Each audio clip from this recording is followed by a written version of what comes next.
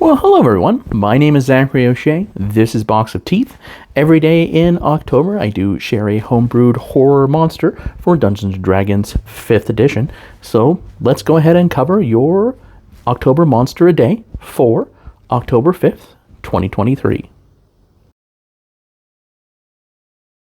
Now, this first week, we're covering members of the Waning Cult, which is a group of fanatic humanoids, as well as the lower tier monsters that serve them, that in turn all work for the Waning Court, a family of nightmarish fae.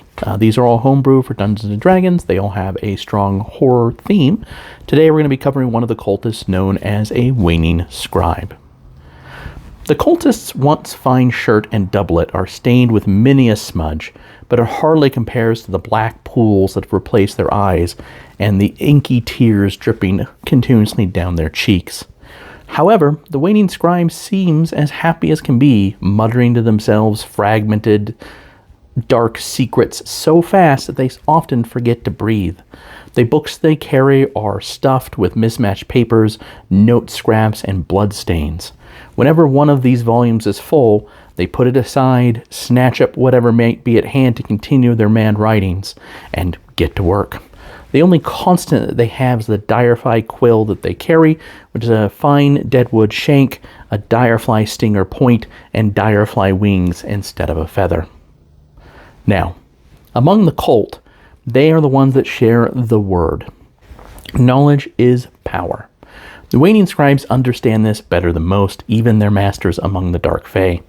As such, the scribe listened to the mad ramblings spoken by direflies and adapted it into a corrosive magic school built around true names. By knowing anything's true name, one can manipulate and rule its reality, and the scribe believes direflies know the true name of everything.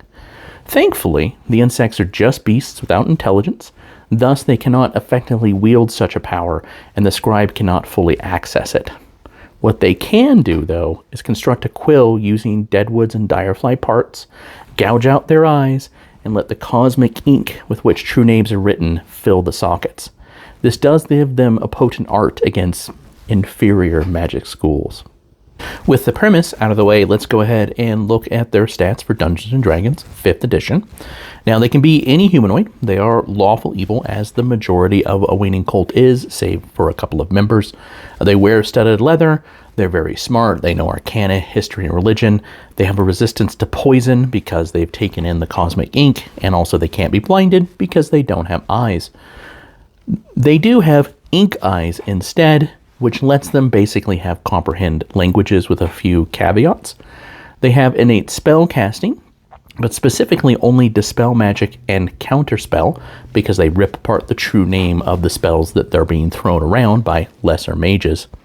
They have knowledge is power, which I already referred to. If they hit something with a direfly attack, which we'll cover in just a second, they get the following bonuses against that creature. They can read thoughts as if they've cast a detect thought spell. They get an advantage on deception, persuasion, and insight rolls against it, skills they don't normally have anyway, so it's not too effective. They have advantage on attempts to counterspell or dispel magic against spells that have been cast by that creature. They know the creature's full given name, and they know the exact location of that creature if they're within 30 feet.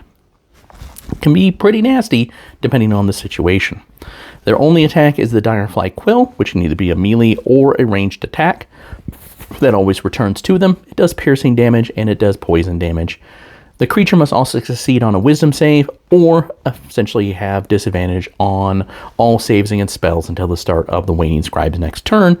Again, the Waning Scribe doesn't cast any offensive spells itself, but it usually has backup within the cult, so that can be a bit devastating. Alright, there we have it. Here's your monster for October 5th. I hope you enjoyed that. Of course, if you want to look at all the other monsters that I've come up with for every October, or hundreds of other homebrew monsters with a horror theme for Dungeons & Dragons 5th edition that are all perfectly free, you can go to boxofteeth.blogspot.com.